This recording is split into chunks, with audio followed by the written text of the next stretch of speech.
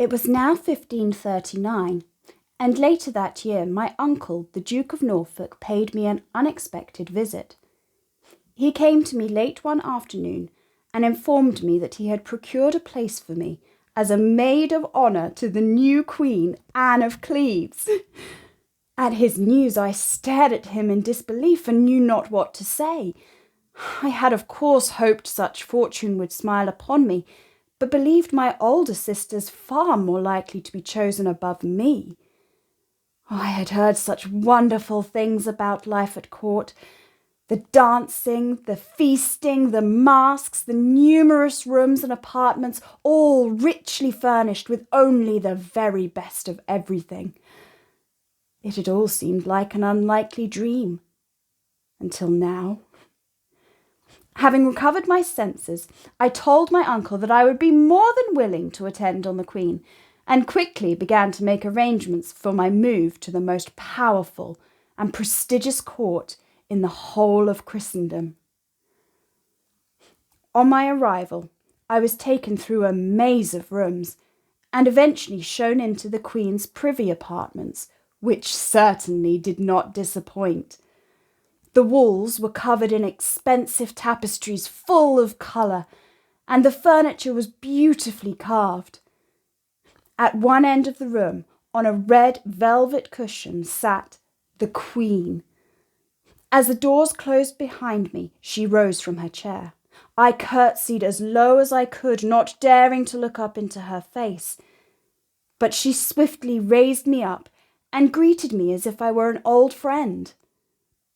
Thus began my new life as maid of honour to the Queen of England. Court life was everything I had ever imagined. Huge feasts were held every night, and scores of dishes were set before every one of us. Dancing usually followed, and much wine was drunk. Mornings were spent at prayer, and then the Queen and her ladies were free to do as they pleased. Music and card games were played, readings were heard, embroidery was created, hunts were organised, and walks around the substantial gardens were made. I finally felt that I was where I was meant to be. During this time, not only did my friendship with the Queen and her other ladies develop, but I also befriended one Thomas Culpeper, my mother's cousin and a gentleman of the King's Privy Chamber. Culpeper was a handsome and charming man, only a few years older than myself, with an infectious smile. We danced many a dance together, and were always happy to see each other as we moved around the rooms and intricate passages of each palace we visited. He had been at court several years, and was an invaluable source of information for me. However, I can assure you our relationship at this time and in the times that followed was one of mere friendship and innocence.